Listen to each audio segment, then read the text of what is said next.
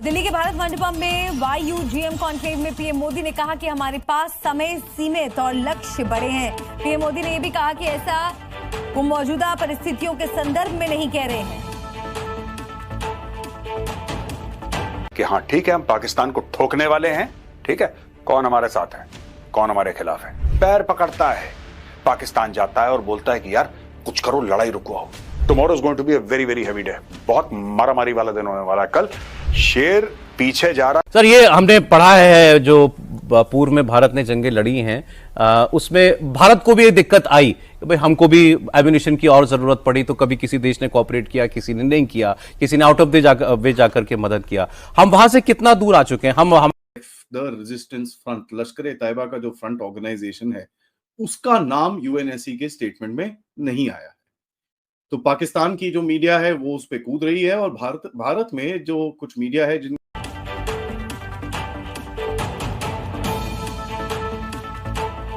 के पास समय सीमित है, लक्ष्य बड़े हैं। इसका मतलब शेर अब दौड़ेगा आगे की ओर, वो अपने लिए जगह बना रहा है। और पाकिस्तानी फौज ने शहबाज शरीफ को ब्रीफ कर दिया था कि सर हम ये हमला करना चाहते हैं, और उसने बोला कि चलो मैं तुर्की में जाके बैठता हूं, अगर कोई इमीडिएट फॉल आउट होगा तो कम से कम मैं एर्दोगान। सस्टेनेबिलिटी कितनी है आज?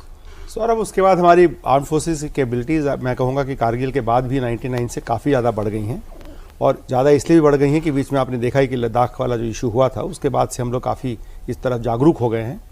और अपना दिमाग चलाने से बिल्कुल भी वाकिफ नहीं है, वो भी उसी चीज को लेकर कूद रहे हैं।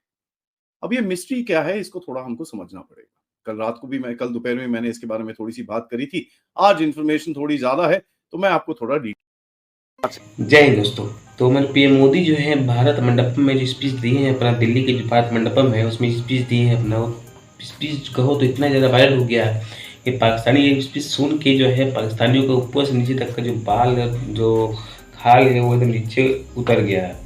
ठीक है, ऐसा हुआ पाकिस्तानियों के साथ। पाकिस्तानी सोच रहे हैं कि पाकिस्तानी की एक स्पीच दी है हमारे पीएम मोदी, तो कहो तो क्या सोचे हमारे पीएम मोदी। स्पीच ये दिए हैं कि कहे हैं हमारे पीएम मोदी कि टाइम हमारे पास कम है और लक्ष्य जो है हमारे पास बहुत बड़ा है। तो ये देख कर, ये सुन के जो है पाकिस्तानी जो है चिलबिला से गए हैं कि हमारे साथ क्या होगा अब। और जो भारत की जो जनता है, भारत के जो लोग हैं, ये भी सुन के सोच रहे हैं कि कहो तो हमारे पीएम मोदी कुछ बड़ा ही करने वाले हैं इस बार, क्योंकि पीएम मोदी जो है हम इस बार पाकिस्तानी को छोड़ेंगे नहीं, और पाकिस्तानी को कहो तो बहुत बड़ा ही उसके ऊपर स्टेप लिया जाएगा, और पाकिस्तानी को बहुत बड़ा सोचो तो एक तरह से मानो तो सजा दिया जाएगा। तो पाकिस्तानी से ऐसा किया जाएगा। हालांकि पाकिस्तानी का तो हाल तो बुरा है ही, कहो तो इस बार जो है हमारे पीएम मोदी जो है पाकिस्तानी का हाल और भी ज़्यादा बुरा कर दिए हैं, और भी बुरा कर दिया जाएगा। ठीक ना, तो पाकिस्तानियों का तो एकदम बेड़ा गर्क हो चुका है, बेड़ा गर्क हो भी जाएगा, जो बाकी है वही खत्म होने वाला है। तो पाकिस्तानी तो अब देखो क्या होता है तुम्हारा, और हमारे पीएम मोदी जो है अब इस पर बड़ा एक्शन लेंगे ही।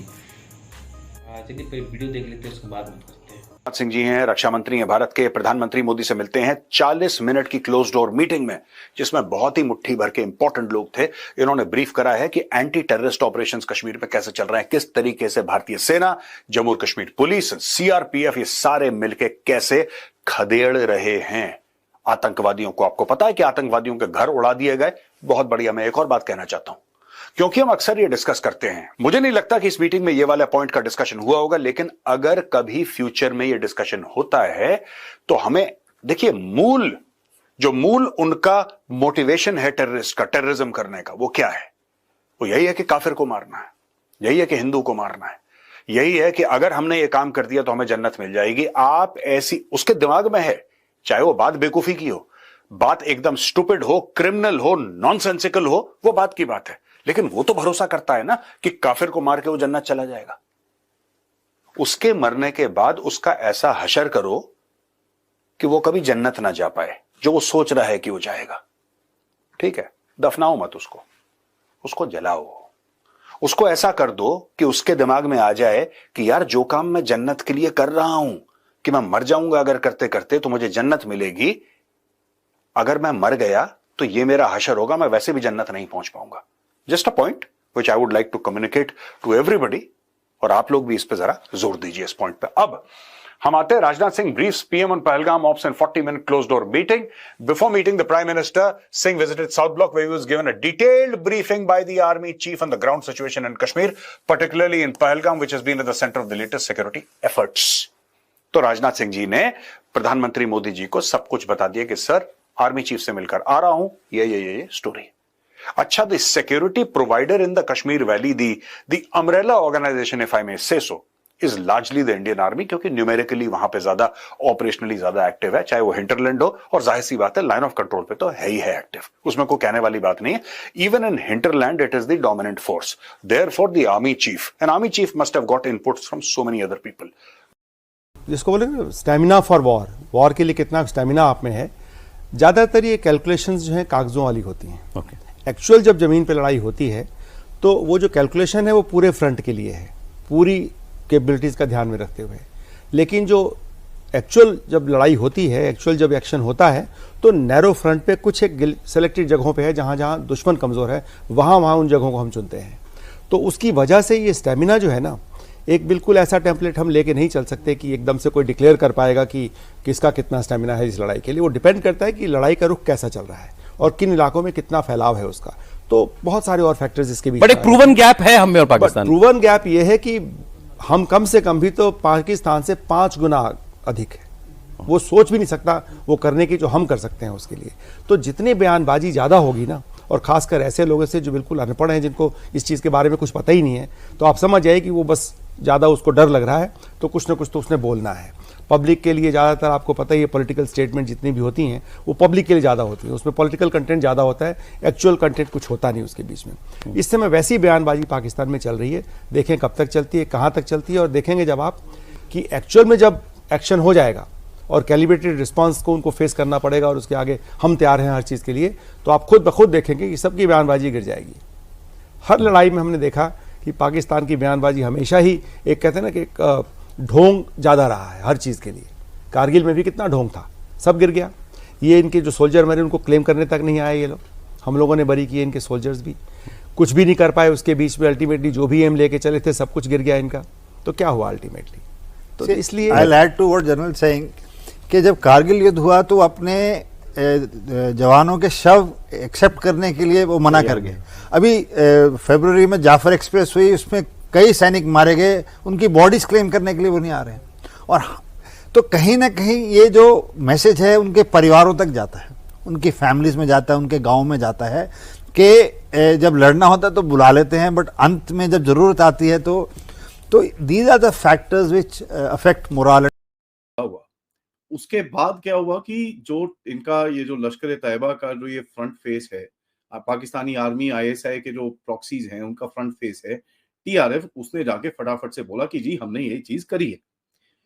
अब जब ये चीज करी है, पूरी दुनिया से रिएक्शन आया कि भैया ये क्या है, ये तो आप रिलीजियस वॉर कर रहे हो, ये टेररिज्म से भी ऊपर है।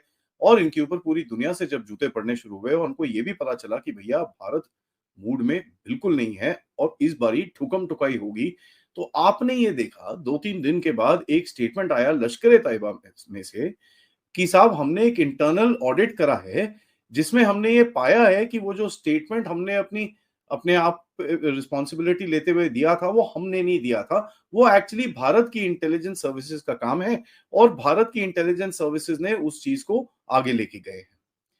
तो ये बड़ा इंटरेस्टिंग सा स्टेटमेंट आया। उस टाइम पे सब लोग हंसे और हम सबने बोला कि साहब ये क्या है, ये तो क्या बोल रहे हैं कि भाई लश्कर तैयबा की इंटरनल ऑडिट सिस्टम है, ये क्या बात है, ये तो एकदम बदतमीजी की बात है। थोड़ा टाइम ऐसे ही। तब देख लीजिए वीडियो कि क्या कह रहे हैं वीडियो में। तो जो पाकिस्तानी है उसका तो कहो तो बुरा हाल होने ही वाला है। पाकिस्तानी जो है बचेंगे नहीं, ऐसे उसका हालात हो चुका है। पाकिस्तानी को तो छोड़ा नहीं जाएगा ऐसे ही, क्योंकि हर बार वो बच के निकल चुके हैं, लेकिन इस बार नहीं बचेगा बेटा तो, ठीक ना। पाकिस्तानी तो इस बार जाएगा ही। तो जो हमारे PM मोदी है वो तो पाकिस्तानी पर बड़ा स्टेप लेंगे ही और लेने ही वाले हैं। कहो तो फ्रांस से जो है 26 जो है कहो तो विमान का डील जो है कर लिए हैं। और वो देख के पाकिस्तानी ये देख के और भी ज़्यादा चिलबिला सा गया है कि फ्रांस से भी डील हो चुका है 26 विमान का। तो पाकिस्तानी तो सोच रहे हैं कि भारत जो है वो तो स्टेप पे स्टेप लिए जा रहा है हमारे खिलाफ, हमारे लिए। तो पाकिस्तानी भी सोच रहे हैं कि अब क्या होगा हमारा। तो इसके बारे में क्या राय है, क्या ओपिनियन, अपनी ओपिनियन तक अपनी राय दे। और चलिए मिलते हैं नेक्स्ट वीडियो में, तब तक के लिए जय श्री राम, जय हिंद।